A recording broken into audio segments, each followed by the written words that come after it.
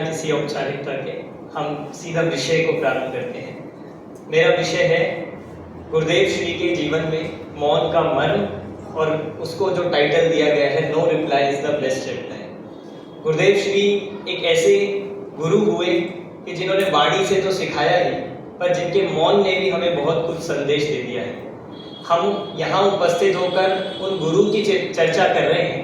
हम अपने आप को बहुत ज़्यादा बुद्धिधारी डिग्रीधारी होकर हम एक ऐसे व्यक्तित्व की चर्चा कर रहे हैं जिनके पास कोई तथाकथित डिग्री भी नहीं थी। पर आप सोचो कैसा उनका प्रभाव रहा होगा कि आज से 45 वर्ष उनके तब के जीवन, और उसके बाद भी लगभग 50 वर्ष 45-46 वर्ष हो गए हैं, और आज भी उनका बहुमान और उनका जो कर्तृत्व है वो आज पूरे भारतवर्ष में ही नहीं, पूरी जैन समाज आज उसको याद कर रही है। तो कुछ तो उनका जीवन ऐसा रहा होगा।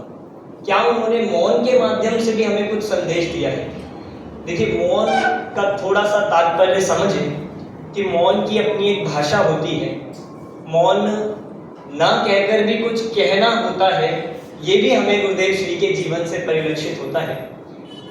जैसे दिगंबर प्रतिमा है, जिनेंद्र भगवान की प्रतिमा है, वह एक मौन संदेश हमें देती है। वह वीतरागता बताती है कि पर में सुख नहीं है, यह संदेश उनकी प्रतिमा हमें देती है।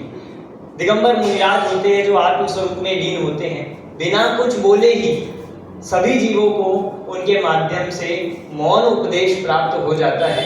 तो बोलो, मौन में भी ऐसी शक्ति होती है, ये हमें मालूम होना चाहिए। गुरुदेव श्री के जीवन में जो मौन रहा, या फिर आपने सुना नहीं होगा कभी कि वे 7 दिन मौन रखते थे। जैसे ओशो का आता है कि उन्होंने 1 महीने मौन रखा, या अन्य और महात्मा गांधी का सुनते हैं कि वो एक हफ्ते में 1 दिन इस दिन मौन रखते थे। कभी आपने ऐसा सुना गुरुदेव श्री का मौन होता था?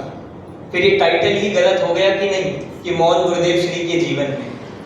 पर देखो, यहाँ मौन ऐसा जिसको हम मौन समझते हैं, जो हम सब ने मौन के नाम पर एक माना हुआ है, ऐसा मौन उनके जीवन में नहीं था। या मौन का अर्थ विरोध से जोड़कर है कि जो गुरुदेव श्री मौन की क्या भाव हो सकते हैं कि मौन एक अपनी असहमति को बताता है, मौन अपनी अस्वीकृति को बताता है, और मौन एक साम्य भाव को भी दिखाता है। जरूरी नहीं है कि जब हमें किसी के प्रति या किसी ने हमसे कुछ बोला तो हमें उसका जवाब देना जरूरी हो। हमने तो गुरुदेव श्री को साक्षात नहीं देखा है, पर हमने उनका जो तत्व पढ़ा है और पूर्व विद्वानों के माध्यम से, आदरणीय दादा के माध्यम से जितनी घटनाएं जो हमें उनके जीवन से गुरुदेव श्री की जानने के लिए मिली है, वो बहुत ही प्रेरणादायी है। छोटे छोटे प्रसंग भी बताते थे, और वे सीना चौड़ा कर ये बात कहते थे कि हम उन गुरु के शिष्य हैं कि जिन्होंने गोली का जवाब गाली से भी देना नहीं सिखाया है। आपको ऐसे प्रसंग हजारों मिल जाएंगे। आप उनके प्रसंग जीवन वृत्त को पढ़िए कि जब सबसे पहले तो जब वो क्योंकि संप्रदाय में थे तो एक अच्छे पद पर थे, हजारों कंठस्थ उनको ग्रंथ थे, बहुत सारे हजारों लाखों उनके शिष्य थे। ऐसे पद पर होने पर भी उन्होंने दिगंबर धर्म को स्वीकार करने के जो ये कदम उठाया, बोलो, इस ऐसे स्थान पर अगर हम आप में से कोई व्यक्ति होता तो हम क्या करते?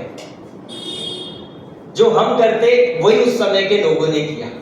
उन्होंने विरोध किया, अनुनय विनय किया, काले झंडे तक दिखाए, और जो आसपास साथ में रहने वाले व्यक्ति थे, जो उनके साथी थे, वे भी कहते थे कि साहिब थोड़ा सोच विचार कर लो कि आगे कोई मिलेगा नहीं, कोई सुनेगा नहीं, कोई बुलाएगा नहीं, और यहाँ तक कि रोटी तक नहीं देगा तो क्या होगा।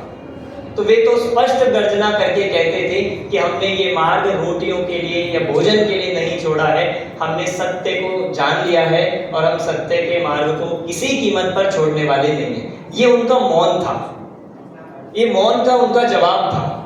जब जब उनका विरोध होता रहा, ऐसे आचार्य हो, गुरु हो, जिन्होंने उनका विरोध किया और वे मौन होकर उसका जवाब देते थे, इसका अर्थ ये है कि उनके मौन के पीछे भी कुछ मर्म छिपा हुआ था। उनके मौन के पीछे भी एक भावना थी, जिसको अभी बोला भी कि वे प्रत्येक विरोध करने वाले को, समर्थन करने वाले को, सभी जीव को भोलेनाथ भगवान देखते थे। तो बोलो, क्या ये मौन के पीछे तात्पर्य नहीं होगा? ऐसा नहीं है कि उनके पास जवाब नहीं होते, बहुत सारे दृष्टिकोण हो सकते हैं कि मैं जवाब क्यों दूं, क्यों जवाब देना है।